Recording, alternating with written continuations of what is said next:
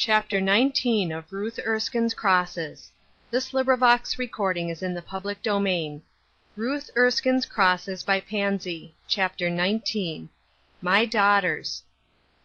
The room to which Judge Burnham presently escorted his bride was very unlike that parlor.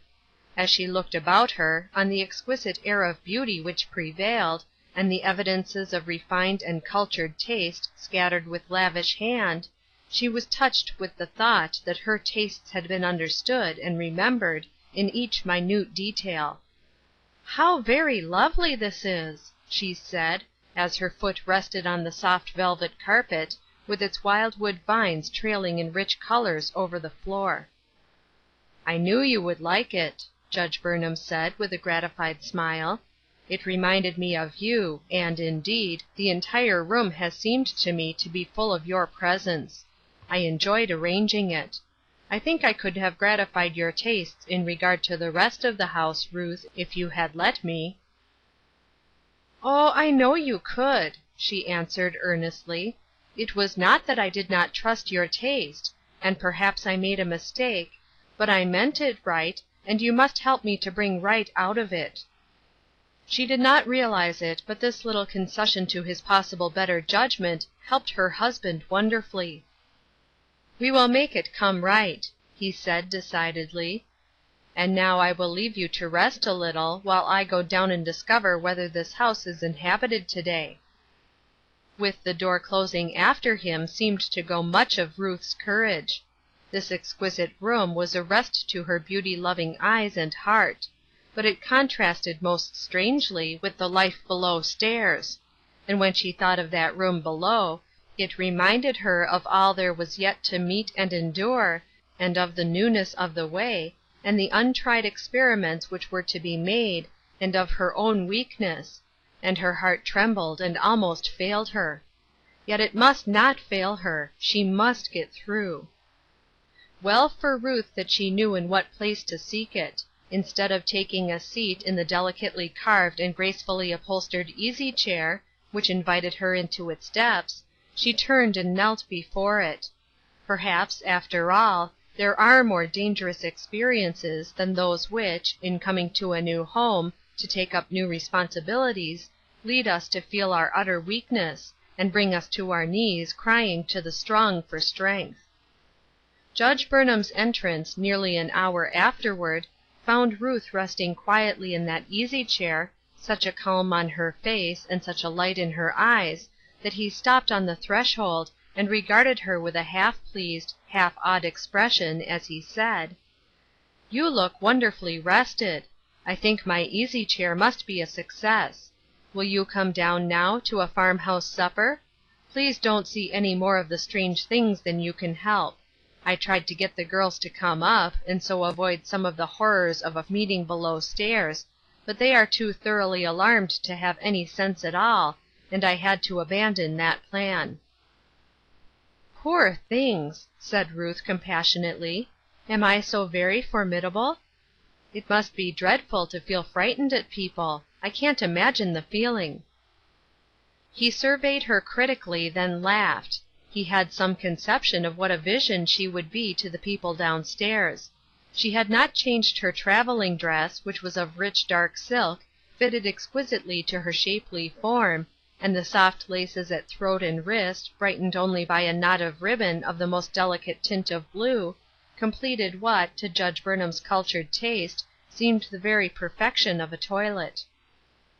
"You do not frighten me," he said. "I can manage to look at you without being overwhelmed. I shall not answer for anybody else.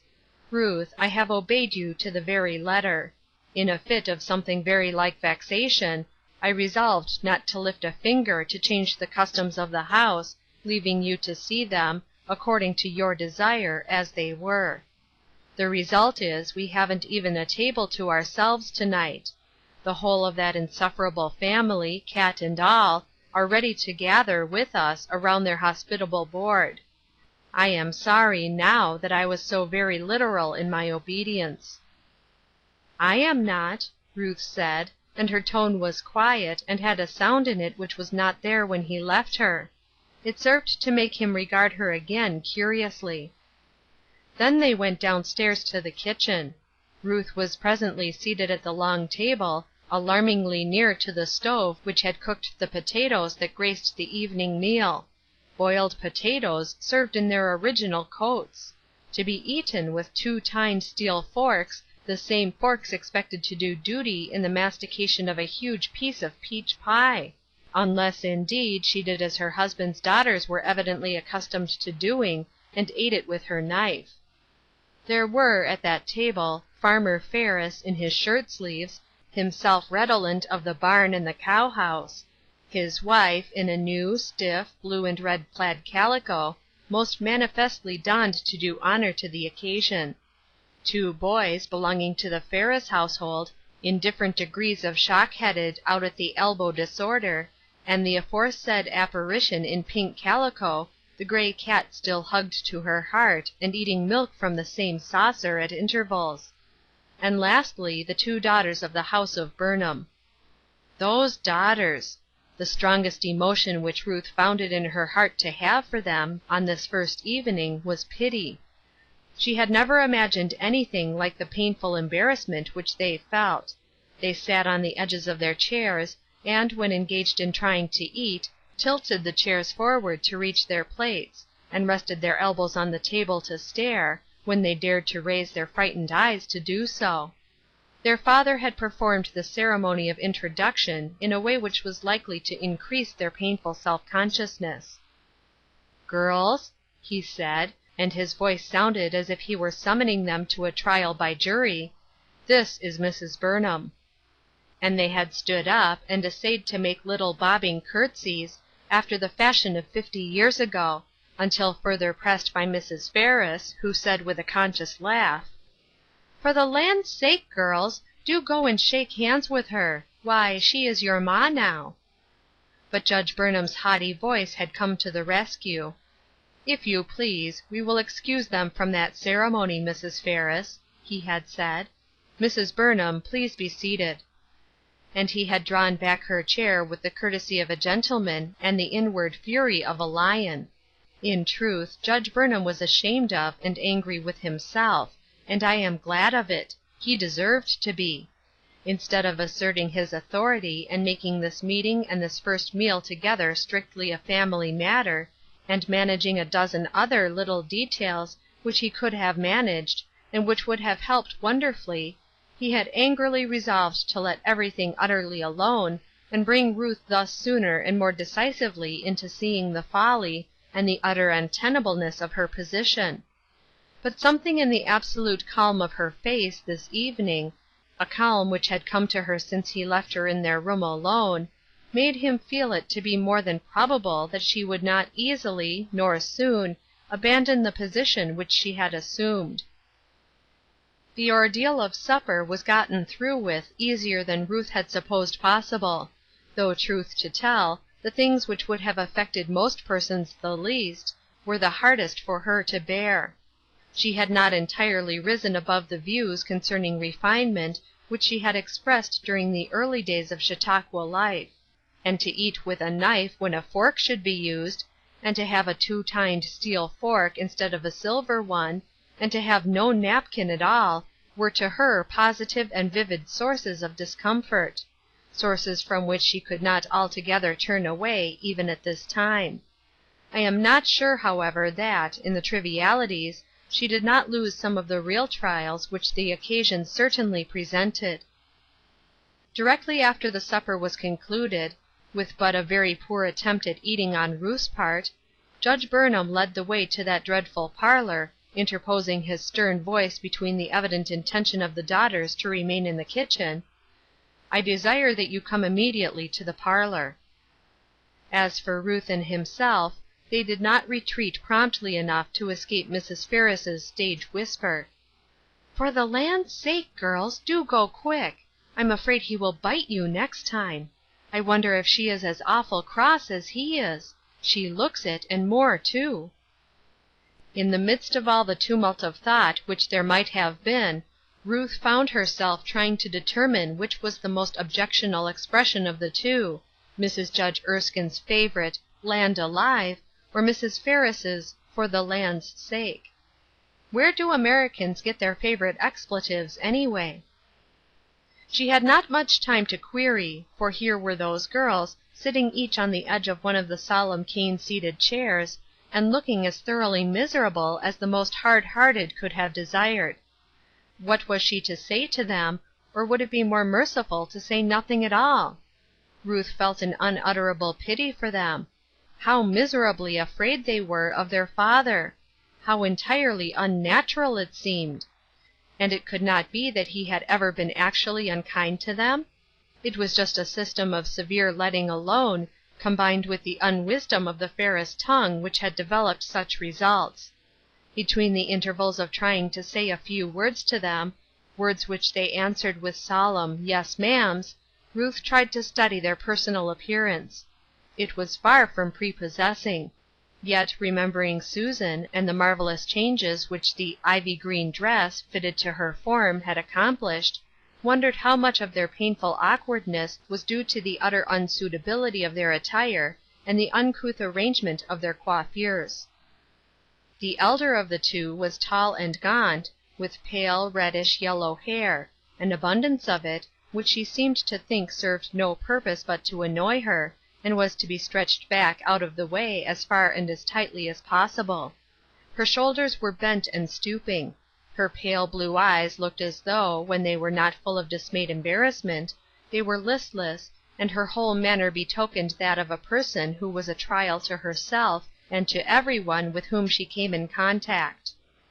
People, with such forms and faces, almost invariably manage to fit themselves out in clothing which shows every imperfection to advantage.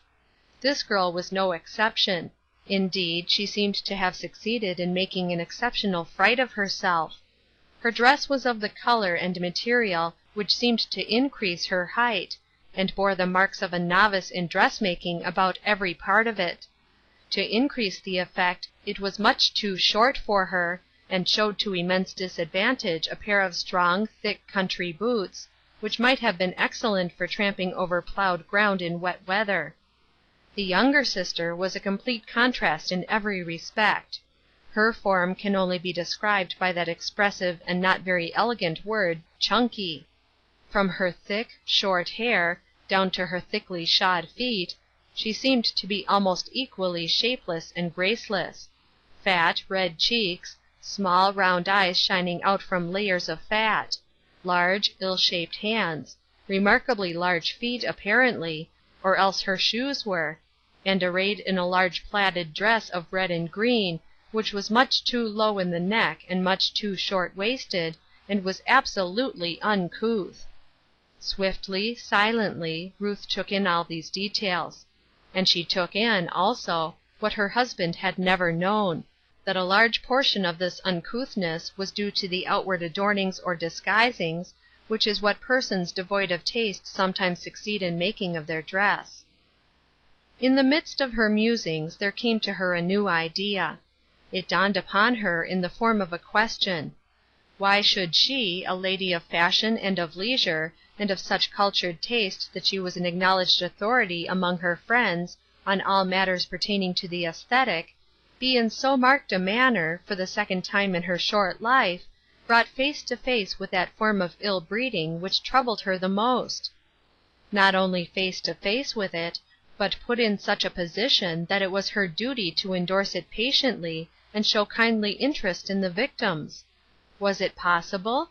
And this thought flashed upon her like a revelation, that she had been wont to make too much of this matter, that she had allowed the lack of culture in these directions to press her too sorely. Now, do you know that this was the first time such a possibility had dawned on Ruth Burnham?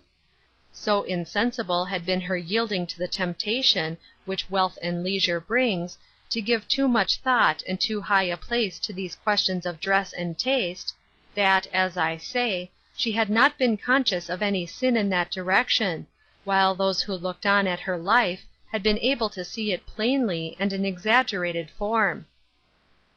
I suspect, dear friend, that you, at this moment, are the victim of some inconsistency which your next-door neighbor sees plainly, and which, possibly, injures your influence over her, and you are not conscious of its development.